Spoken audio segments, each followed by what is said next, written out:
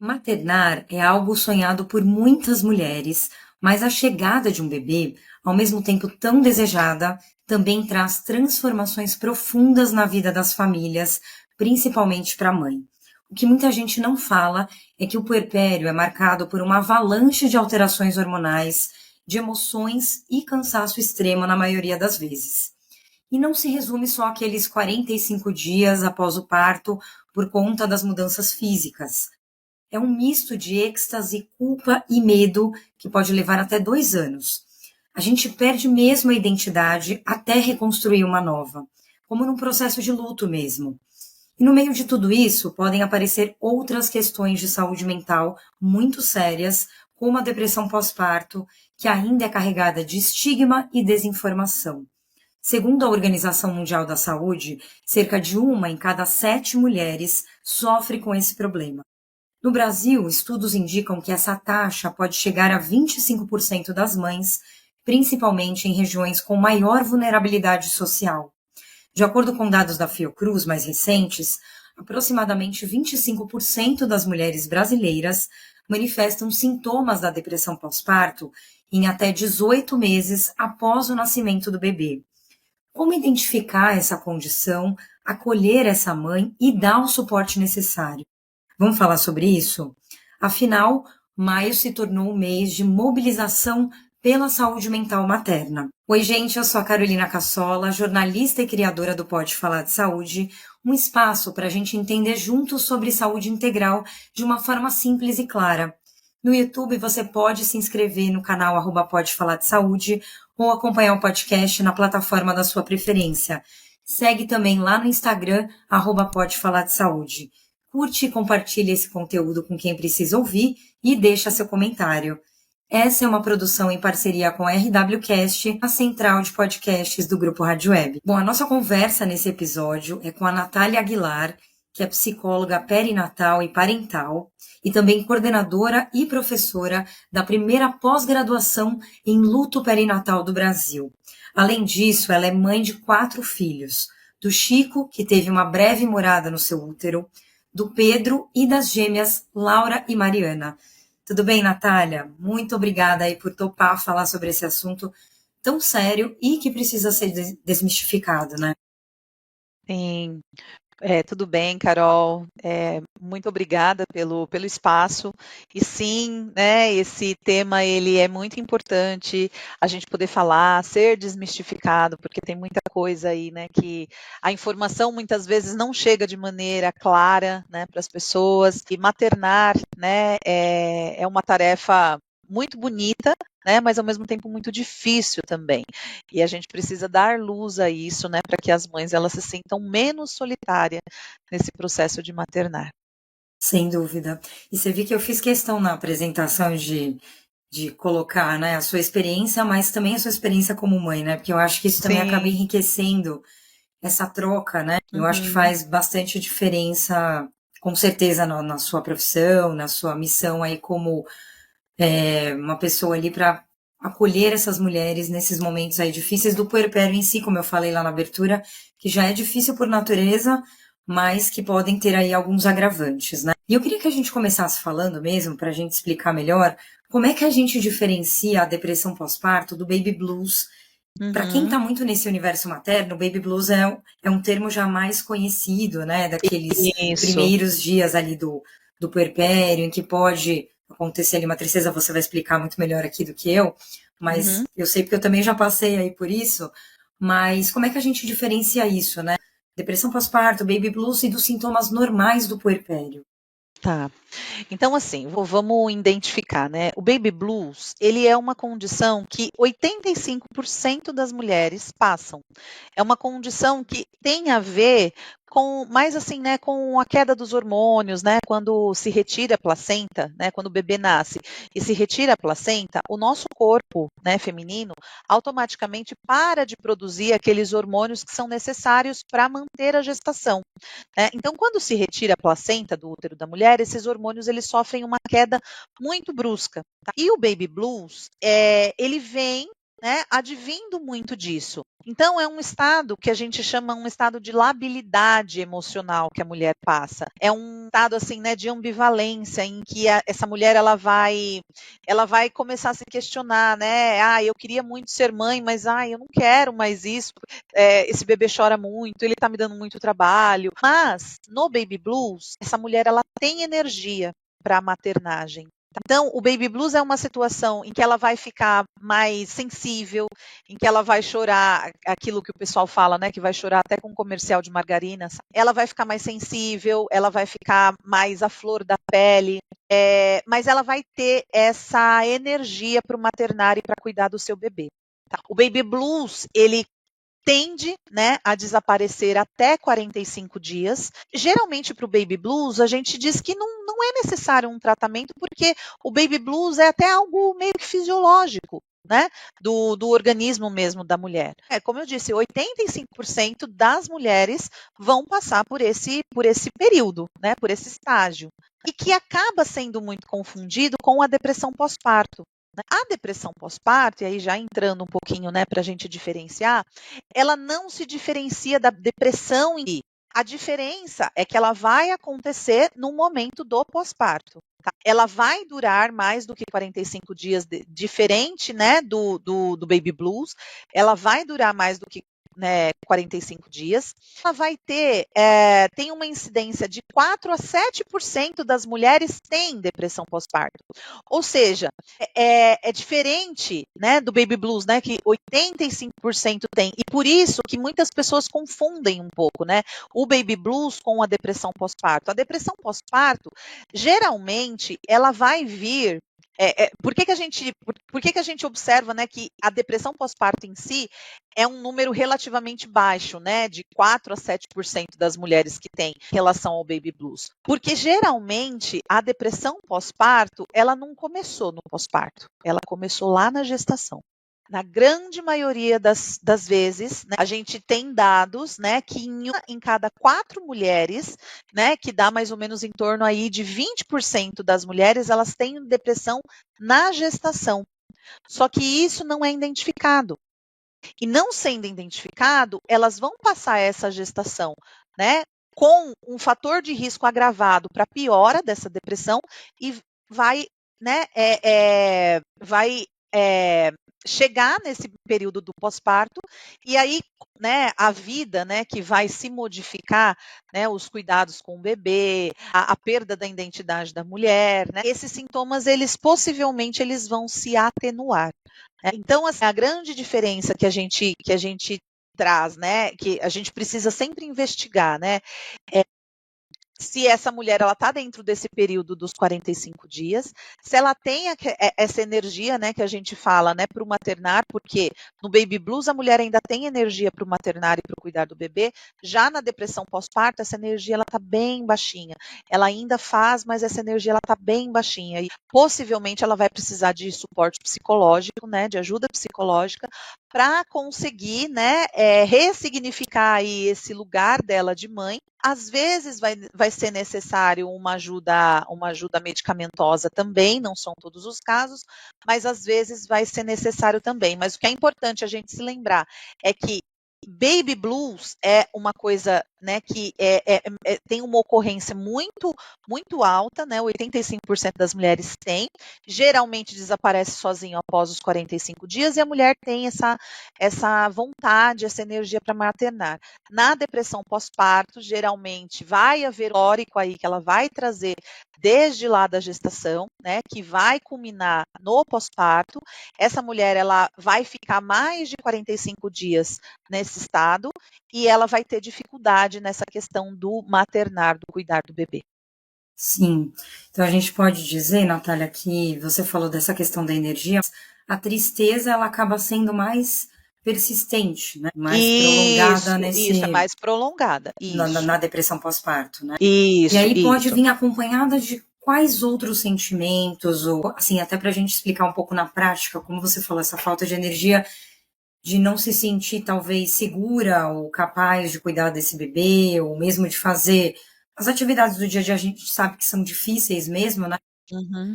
Já fica uma coisa um pouco mais muito mais evidente, né, de não ter realmente condição de fazer tarefas mínimas do dia a dia, né, escovar os dentes, enfim. Isso, exatamente. É a falta de energia mesmo para essas situações do dia a dia, né, que vão esgotar demais essa mulher. Ela não vai ter energia, principalmente para o maternar. Muitas vezes ela não vai ter energia para cuidar do bebê, para fazer o bebê dormir, para amamentar, para dar banho, né? Ela não vai sentir, né, essa vontade, esse prazer de fazer isso. Muitas vezes vai culminar também, né, no prazer dela fazer tarefas básicas para ela, né, como tomar um banho, escovar uns dentes, né, fazer as suas tarefas diárias. Às vezes ela vai vivenciar também, né, essa ambivalência mesmo, né, de ora quer estar com o bebê, ora não quer estar. Ela quer se afastar do bebê, mas aí quando ela se afasta, ela quer estar junto. Então ela vai viver essa ambivalência, um choro muito frequente, uma tristeza também muito frequente, e que, né, vai durar muito tempo, mais tempo, né, do que no caso do baby blues. O baby blues, na verdade, a gente fala que é um processo de adaptação, né, até meio que fisiológica, né? O puerpério, né, fisiologicamente, né, biologicamente, ele é considerado os 45 primeiros dias do pós-parto, que é exatamente o tempo que o baby blues pode acontecer, que é o tempo que biologicamente considerado, né, o tempo para o corpo voltar ao normal no pós uma gestação. Meio que o baby blues é como se fosse esse período de adaptação fisiológica. É claro que emocionalmente a gente entende que esse período de adaptação dura muito mais, né? A gente fala que tem aí puerpérios durando aí 2, 3 anos, né? É verdade, eu tenho amigas que falam até mais tempo, aí claro que eu acho que é uma percepção um pouco individual, Isso, sim. pelo contexto, né, da sua maternidade, enfim, se é uma maternidade atípica ou dependendo do Isso. contexto social, familiar, né, dessa mulher, né, então acho que tem muitas essas variações, né, privação de sono, né, eu passei muito por privação de sono, Isso. então é realmente complicado. Você falou uma coisa muito interessante, que era o que eu ia te perguntar, sobre essa questão da depressão, ela já está ali como problema prévio da gestação, que talvez não tenha sido olhado, tratado, enfim, que isso acaba desencadeando, sendo mesmo um fator de risco que vai desencadear, ainda mais nesse momento aí tão de boom de queda hormonal, enfim, né, que é a maternidade mesmo, né, que é depois, após o parto, né. E assim, eu fico imaginando que também talvez esse diagnóstico seja difícil, mesmo após esse parto, né? Assim, eu acredito que muitas mulheres talvez não tenham as suas, assim, as suas tristezas, os seus sintomas validados, né? E talvez nem todo mundo esteja a par mesmo dessas informações, né? A gente falou que tem muita desinformação. Acho que talvez para chegar nesse diagnóstico também seja difícil. E isso acaba desencadeando muitas consequências, Natália. O que você observa dessas mulheres que acabam ou demorando para conseguir esse tratamento, esse diagnóstico e depois o tratamento, ou mesmo quem consegue, mas assim, que consequências que a gente pode observar assim dessa depressão? De fato, né, é uma constatação mesmo essa, que é difícil mesmo, né, se pensar é difícil, assim, primeiro diagnosticar uma depressão pós-parto, quem dirá uma depressão na gestação. Então, eu diria que, assim, primeiramente, a gente precisa, enquanto sociedade, desmistificar essa coisa de que toda mulher grávida, ela é uma mulher plena. Ela é uma mulher feliz, ela é uma mulher que, nossa, ela está ali radiante de felicidade. Uma coisa é você desejar uma gestação, outra coisa é você viver uma gestação. Às vezes você idealiza uma coisa que você não vive. Então, às vezes eu quero muito ser mãe, mas às vezes eu passo por uma gestação muito difícil, eu passo por um processo de transformação no corpo muito difícil, né? Eu passo por sintomas que vão me tirar ali daquele meu estado de, né, estava indo tudo bem até eu ficar grávida, de repente eu começo a enjoar, meu corpo começa a mudar, as pessoas elas começam a interagir comigo só para falar desse universo de maternidade, e aí é como se essa mulher não existisse mais. E a gente tem também, né, a figura da mulher muito na nossa sociedade hoje em dia, a gente tem a figura da mulher muito romantizada, muito santificada, e às vezes a mulher ela não se sente assim. Às vezes a mulher ela se sente péssima. né? Ela não se sente feliz com o seu corpo, ela não sente que ela está se vinculando com esse bebê. E veja, isso não tem nada a ver com o amor que ela vai sentir pelo bebê dela depois. Mas eu estou falando assim, né, do processo de mudança, do processo de adaptação que essa mulher ela vai precisar passar, né, nesse período gestacional, que vai poder, né, culminar lá, né, acarretar numa depressão pós-parto ou na piora de uma depressão que começou lá na gravidez e culminou numa depressão pós-parto. Tá? Quando essa mulher ela chega lá no período do pós-parto, vamos entender que assim, né, a identidade da mulher é zero, acabou, né? Porque é só o bebê. Ali é só o bebê que existe. Então essa mulher ela não tem tempo mais para olhar para ela, essa mulher ela não tem tempo de tomar um banho tranquilo, essa mulher ela não tem tempo, ela não consegue dormir, né? Porque o bebê ele vai demandar, o bebê ele vai tomar, ele vai ocupar um espaço, né? Um espaço muito grande. E essa mulher, ela muitas vezes ela vai deixar de ser mulher para ser mãe, né? E por um tempo esse vai ser o único papel que ela vai desempenhar. E isso, né, vai acarretar, né, algumas perdas para ela. Eu falo que quando a mulher ela vivencia o puerpério, ela vivencia o luto, né? Ela vivencia um luto pela identidade, ela vivencia um luto pela liberdade, pela autonomia. E de novo, isso não tem nada a ver com o amor que ela sente pelo filho dela. São coisas distintas, né? Tem coisas que são dela e tem coisas que são, né, pertinentes à relação mãe-bebê. Mas essa mulher ela se luta, né, por tudo que ela perde. E muitas vezes esse processo de depressão, né, ele vem também em decorrência disso. Às vezes a mulher ela não sabe lidar com isso, falta às vezes rede de apoio. Hoje em dia, né, na maioria das famílias a gente vê isso, né?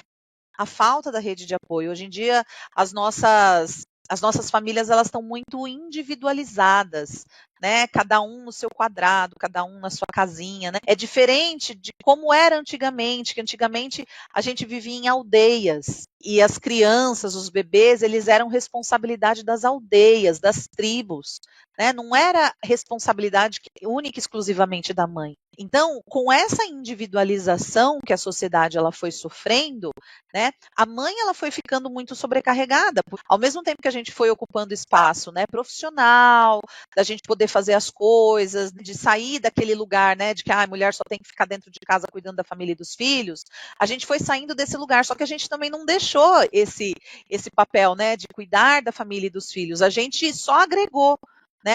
A gente foi abraçando cada Foi vez abraçando. mais Exato. responsabilidades, né? Exato, e isso causa uma sobrecarga materna muito grande. É por isso que a gente fala, né, como você falou no início, né, que maio vem se tornando, né, se tornou, né, o mês da mobilização pela saúde mental materna. Por que isso? A gente precisa mobilizar de que uma criança não é só responsabilidade de uma mãe.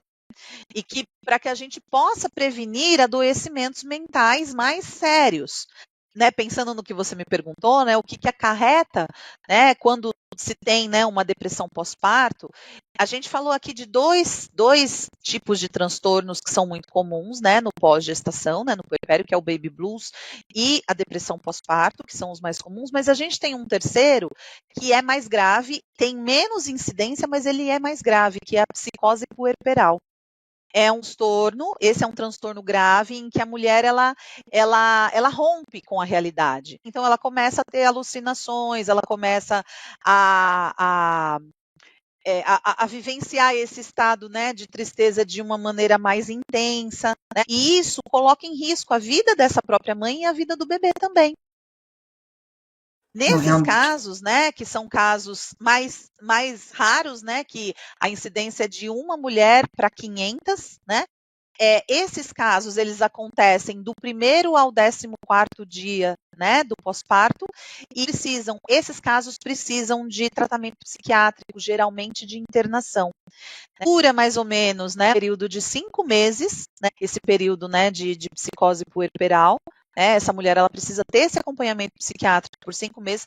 Nesse período, não adianta a gente querer colocar essa mulher em psicoterapia, porque a gente precisa primeiro estabilizar, né, o fisiológico dessa mulher, a química do corpo dessa mulher, para que ela pare de alucinar, para que o corpo dela, né, se regule, entre num processo de homeostase, para aí sim a gente poder inserir aí num processo de psicoterapia, que aí provavelmente ela vai vivenciar o luto por não ter acompanhado esses 5 meses do bebê dela, porque ela vai ficar distanciada desse bebê, e aí possivelmente ela vai, né, vivenciar esse luto por isso, né, e aí sim a gente vai precisar, geralmente os processos de psicose puerperal, eles evoluem para uma depressão pós-parto, e aí precisa de um tratamento mais longo aí com psicoterapia e medicamentos para que essa mulher ela não regrida.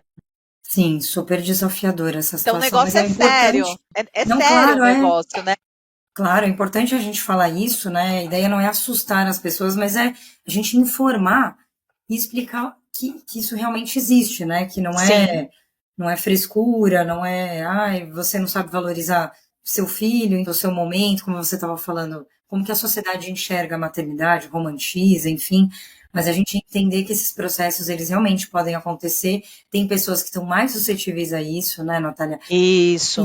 E agora, assim, porque se a gente estava falando de rede de apoio, que era uma coisa que eu queria te perguntar mesmo, assim, quem hoje, né, a gente fala muito de rede de apoio, a gente sempre remete à família, mas a gente sabe que nem todo mundo pode contar com a família por N motivos, né? Uhum. Seja, sei lá, os pais que já estão muito idosos ou tão distantes, enfim, né, ou não tem mais os pais, enfim, mas também, às vezes, por uma questão de relação, porque existe conflito também de gerações que isso acaba dificultando, às vezes, a aproximação, né, da mulher, da família, do bebê, e de realmente ter um apoio de verdade.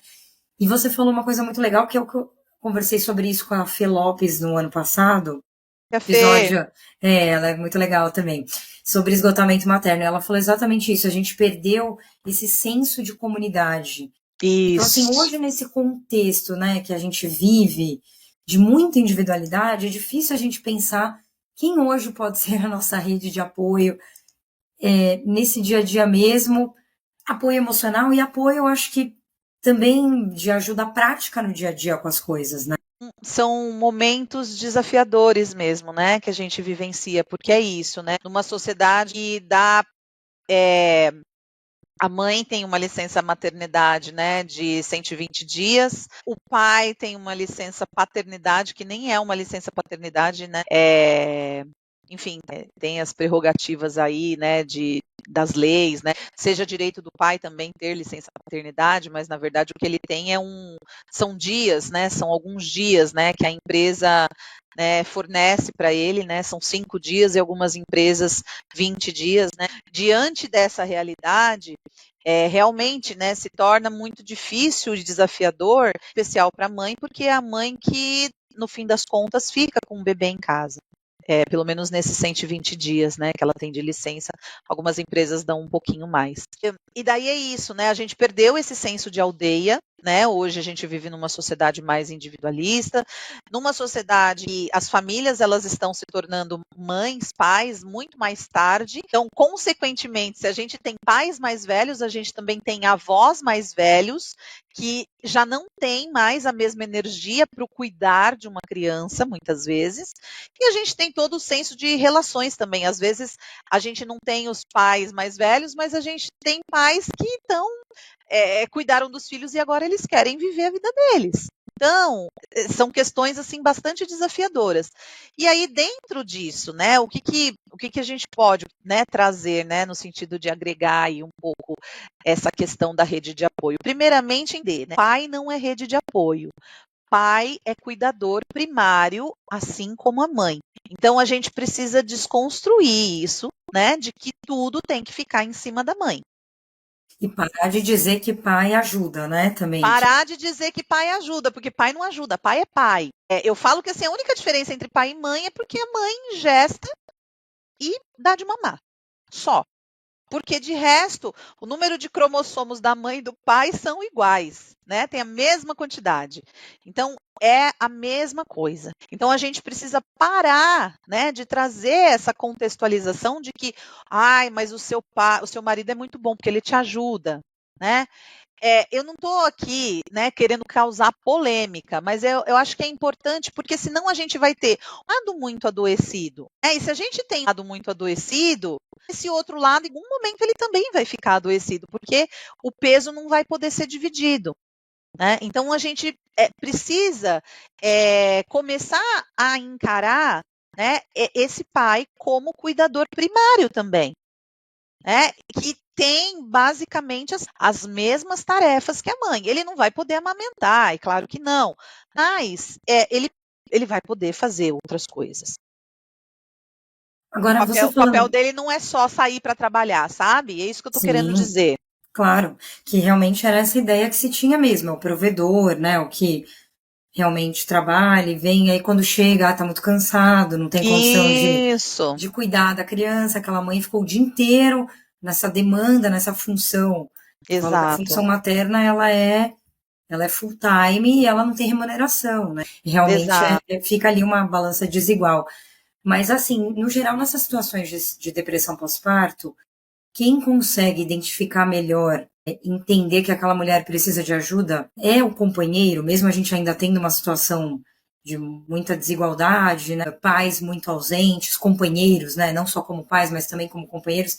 Quem é essa pessoa que acaba conseguindo segurar na mão dessa mulher e talvez falar, ó, vamos buscar ajuda, você precisa de apoio, assim, né? Eu não sei, nesse contexto de rede de apoio que é tão difícil, né? Ou os grupos, né, É, Natália? Porque também tem esses grupos de mães de troca que são importantes, né, para criar essa identificação. muitas vezes vai ser, né, vai ser o companheiro, né, se esse companheiro de fato ele tá ali presente, porque eu tô falando, né, dessa questão, né, do pai ser cuidador primário, mas hoje em dia a gente tem sim muitos pais que assumem mesmo, né, os seus lugares de pais. E geralmente quando a gente vê um esgotamento materno, não é isso que a gente vê. Né, que comumente a gente vê. Mas hoje eu tenho me deparado, né, com muitas famílias em que o pai ele faz muitas coisas. E muitas vezes ele percebe que essa esposa, ela não está muito bem, ela está sem energia, e aí às vezes incentiva para procurar ajuda. Às vezes é a própria família, né? Eu falei aqui dos avós, mas às vezes os avós eles também, né, se dispõem a auxiliar e perceber, né, esse período de exaustão. Às vezes uma rede de apoio, ela pode ser a escola. Eu falo muito, né, que escola hoje em dia, né, não é, vou pôr meu filho na escola porque é legal ele ir para a escola. Não, às vezes é porque a escola ela também vai servir de rede de apoio para essa mãe, para ela poder ter um tempo para ela. E aí é uma outra coisa, é uma outra questão que não dá para a gente julgar. Né? Porque, se você coloca seu filho muito cedo, é porque colocou muito cedo na escola e ele tinha que ficar mais tempo com a mãe. Se você colocou muito tarde, é porque não, esse menino precisa ir para a escola porque está muito agarrado à mãe. Então, assim, não dá para a gente julgar. Eu acho que é uma coisa muito subjetiva que cada mãe, cada pai, cada família vai entender qual é o momento certo, mas é importante entender que a escola, com os contextos, ela também vai ser rede de apoio para que esses pais eles possam se reorganizarem internamente, para que eles possam se reorganizar a casa, reorganizar um pouquinho da vida, né? Aquele distanciamento saudável, sabe? Sim, A gente sim. sempre fala, né, que o saudável é a gente poder estar em contato e se distanciar, depois estar em contato de novo e se distanciar de novo. Só que o bebê, ele demanda muito, né? Bebê é assim, demanda muito, é natural que ele demande. Então, por isso que fica, né, por isso que é tão difícil, né? Porque é difícil da gente se distanciar, né? Da gente se permitir tempo, né, para a gente. Por isso que a gente acaba não se reconhecendo, né, muito dentro da maternidade, né? Eu Porque a acho que gente existe, deixa de lado o nosso eu. sim, eu acho que tem muito a ver também com o julgamento entre as próprias mães também, né? Aqui colocando também essa questão, como se a maternidade tivesse sempre que vir como um ofício, a mãe guerreira, que Aham. consegue lidar com tudo, ai, que eu me desdobro para fazer tal coisa, mas na realidade aquilo acaba afetando a sua saúde mental, obviamente, que Exato. você arranjar um tempo para você fazer algo que você goste, né? E quando a gente fala de autocuidado, né? Uma coisa que as pessoas acham que é fazer tratamento de beleza, né? Ou fazer alguma coisa assim, não. Fazer alguma atividade que você goste, que te dá prazer, né? Fazer uma yoga, ler um livro, fazer qualquer coisa que, sei lá, que talvez você até já gostasse antes ou passou a gostar depois, enfim. E parece que essa mulher, ela caminha com essa culpa, né? Assim, de, nossa, eu tô fazendo isso, nossa, eu tô deixando talvez de estar com meu filho, de participar de alguma questão, de alguma atividade, mas estou cuidando de mim. Aí, eu acho que ainda a sociedade ainda não consegue muito entender essa importância, né, as próprias mulheres, né, de verem que outras, olha, que legal a gente poder se ajudar e entender que a gente precisa desse tempo. Nós somos mulheres, né, antes de sermos mães, enfim. Isso. Mas eu acho que isso é uma questão que ainda a gente se sente um pouco meio que vigiada pela sociedade, né, nisso. Eu acho que é uma questão assim muito séria, né? Tem muito julgamento. Né? E às vezes tem coisas que são pressupostas, né? Então, por exemplo, tem uma questão, né, que é muito difundida, né, na sociedade. Ai, quando o seu filho nascer, você vai ver o amor brotar de dentro de você. E às vezes eu recebo muitas mulheres, né, no meu consultório, dizendo assim, não, eu devo estar fazendo alguma coisa muito errada, porque esse amor não brotou dentro de mim. E tantas mães falam que, nossa, o amor brotou, é um amor que eu jamais pensei que eu poderia, né, sentir. E aí a gente vai entender, quando a gente vai estudar, né, essa questão, né, da perinatalidade, né, da parentalidade, a gente entende que o amor, ele é algo que é construído na relação. Ele não é assim, né, romantizado do jeito que vendem pra gente. A maternidade não é essa romantização, né? Você olha lá na televisão aquele comercial de fralda, de leite, de qualquer produto de bebê, aquele ambiente clarinho, com aquela mãe super plena, a mãe com o cabelo arrumado, maquiada, né? E aí fala assim, ai, dê noites tranquilas para o seu filho, fique tranquila também. Gente, isso é utópico, isso não acontece, né? Por algum momento a gente acredita que aquilo talvez seja possível, né? Exato, a gente acredita que aquilo seja possível e quando a gente se depara com o caos, porque eu acredito muito e eu vejo, né, muito, né, as mulheres vivenciarem, eu também vivenciei o caos, né, nos meus puerpérios, né, e é de fato isso, né, é o caos, é bagunça, né, é brinquedo espalhado pela casa, é fralda jogada, é roupinha de bebê jogada, enfim, é mamadeira, é leite, é caos. Né? É um período em que vai se desorganizar tudo para a gente começar a organizar novamente. É verdade, né? A gente se vê nesse lugar e aí, quando a gente se vê nesse lugar, a gente se sente errada. Porque não é isso que é vendido para a gente. E Verdade. aí daí que vem a culpa. Sim, faz todo sentido, né? Agora, Natália, quando essas mulheres são realmente diagnosticadas com a depressão pós-parto, esse diagnóstico, ele geralmente vem, você estava falando lá no início da nossa conversa, né? Ele pode ter uma interferência não, né? Uma intervenção assim com medicação, dependendo do caso, ou Sim. em muitos casos pode ser só com a psicoterapia, né? Como é que é a conduta desse tratamento? Quanto tempo que ele pode durar, que essa mulher precisa ser acompanhada? Então, tudo vai depender muito, assim, né, de cada mulher, da história pregressa dela, se essa depressão pós-parto ela veio de uma gestação, há quanto tempo que essa mulher ela tá nesse estado já mais depressivo. Quanto mais tempo, né, a gente vai entender que mais difícil vai ser esse prognóstico. Talvez há mais possibilidades dessa mulher ela precisar de intervenção medicamentosa. É claro que vão haver casos em que a psicoterapia ela vai conseguir dar conta, porque a psicoterapia vai ser um espaço ali para a mulher, para ela poder falar, desabafar, chorar, vivenciar as emoções, ser validada, né? E que talvez isso seja o suficiente. Assim, a gravidade não dá para dizer exatamente, né? Para todas as mulheres vai ser dessa forma, todas as mulheres vão precisar de medicação ou nem todas vão precisar, né? Vai depender muito do contexto de cada uma, da história, né? Do histórico, da condição socioeconômica também, porque a gente tem uma questão, né? Que quanto mais vulnerável essa mulher estiver, pior vai ser esse prognóstico. se essa mulher ela já tem outros filhos, enfim, a gente leva em consideração diversas questões aí para entender aí, né, desse prognóstico, sabe, de como que vai ser a conduta aí, né, desse tratamento. Claro. Agora, ela também pode estar relacionada, assim, com várias outras questões, eu digo, mulheres que, enfim, o filho, assim, mulheres atípicas, né, com filhos que nasceram com algum tipo de deficiência, ou mesmo o luto perinatal, que é um tema que você domina bastante, que você também, infelizmente, passou por essa experiência, né, assim, Uhum.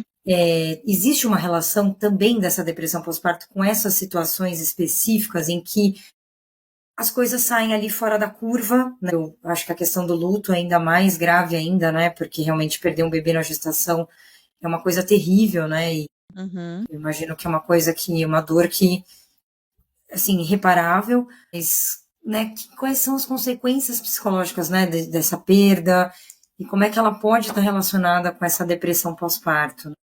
Tá. Assim, a gente entende que o luto, e aí eu não estou falando só do luto pela perda concreta do bebê, tá? Eu estou falando do luto, né, por qualquer coisa. A gente entende o luto como uma reação natural, esperada, uma reação de adaptação, né, perante a perda de algo que a gente considerava significativo, né, na nossa vida. Então, por exemplo, quando você fala, né, de mães atípicas, né, mães que têm um bebê e se descobre que esse bebê ele tem alguma deficiência, tem alguma alteração genética, enfim, alguma questão que fugiu ali daquilo que era idealizado, daquilo que ela esperava. A gente vivencia um luto, né? Porque eu idealizei uma coisa, né? E eu ganhei outra. E veio outra e eu vou precisar desconstruir isso aqui que eu idealizei para aceitar, né? Desconstruir esse bebê idealizado para aceitar o bebê real. Então, a gente vai passar por um processo de luto aí também. E quando a gente passa por um processo de luto, a gente fica mais alerta, a gente fica mais vulnerável, que são todos fatores, né? Que são fatores que predispõem a gente, né? A uma depressão. Às vezes isso vai acontecer já na gestação, né? Quando a gente tem o diagnóstico já na gestação, e isso vai ser levado lá para o puerpério.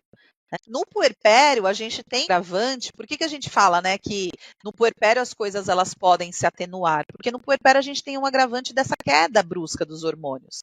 Então, se a gente já tem um fator de risco, ele se torna mais intensificado, né, no puerpério. Entende? Às vezes não apareceu ali na gestação, mas vai aparecer lá no puerpério por causa dessa queda hormonal, né, que vai tornar essa mulher mais suscetível e mais vulnerável.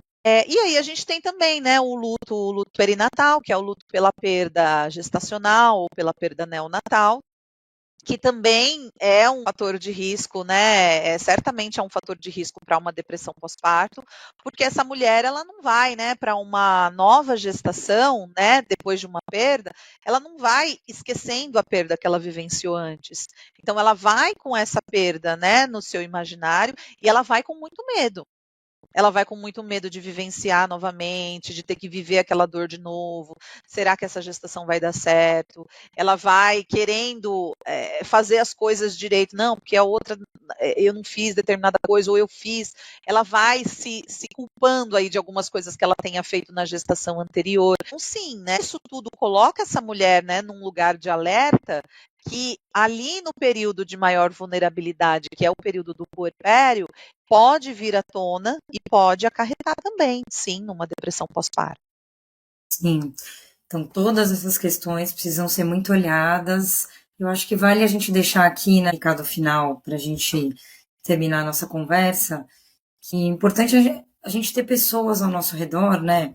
Sejam amigos, familiares, enfim, pessoas que realmente queiram o nosso bem, assim, que também É, tenham esse olhar mais empático, mais atento para aquilo que a gente está vivenciando e que também a gente consiga ouvir, e isso a gente como mulheres, né, mães, mas também do outro lado, né, pessoas que a gente possa conviver e se a gente observar alguma questão ali que a gente acha importante que seja investigada, que a gente possa incentivar essas mulheres a serem cuidadas de verdade. A gente sabe que tem muita desigualdade, né, como você falou, infelizmente, mas na medida do possível o que puder ser feito aí para que essas mulheres possam ter a chance de conseguirem ser tratadas, para que isso não evolua para casos ainda mais graves, enfim, consigam ter uma capacidade plena de cuidar dos seus filhos, né? A gente fala muito, eu fiquei até emocionada agora aqui, que assim, muitas mães não se sentem suficientes, mas acho que toda mãe é suficiente, né, Natália, para o seu filho. Com certeza, com certeza. Tem uma fala num livro, né, que diz assim, né, às vezes você se cobra tanto, né, ser aquela mãe ideal, aquela mãe perfeita, mas a mãe que você é para o seu filho é exatamente a mãe que ele precisa. E aí, eu acho que é importante deixar, né, esse recado, que não, eu acho que não existe, né, a mãe perfeita. Né, existe a mãe possível. Então, faça o seu possível, você que é mãe, né? Faça o seu possível, dê o seu possível ao seu filho, que certamente você vai estar dando aquilo que ele necessita e não esqueça de olhar para você também. É aquele jogo, né, que a gente faz. Se a gente não cuida da fonte, né? Se a gente não cuida da árvore, como a gente vai cuidar do fruto? Exatamente. E para que as pessoas também possam ter esse olhar mais atento, né, para as mães que vivenciam esse período. Porque é isso, né? Não precisa ser apenas responsabilidade da mãe, né, cuidar de um bebê. Né? Cuidar de um bebê pode ser, né, responsabilidade de todos, né? E só para finalizar, tem uma autora, né, a Vera Iaconelli, que ela não fala em negligência materna em um dos livros dela, né? Ela não fala em negligência materna, ela fala em negligência social, que muitas vezes um bebê ele não é cuidado não é porque a mãe não vê esse bebê, né? É porque a sociedade não vê esse né, esse sistema, essa dupla mãe e bebê. Né? E por Sim. isso a gente precisa olhar mais, né, para esse âmbito social, porque o que acontece é esse esgotamento materno, porque de fato ninguém está olhando para essa mãe.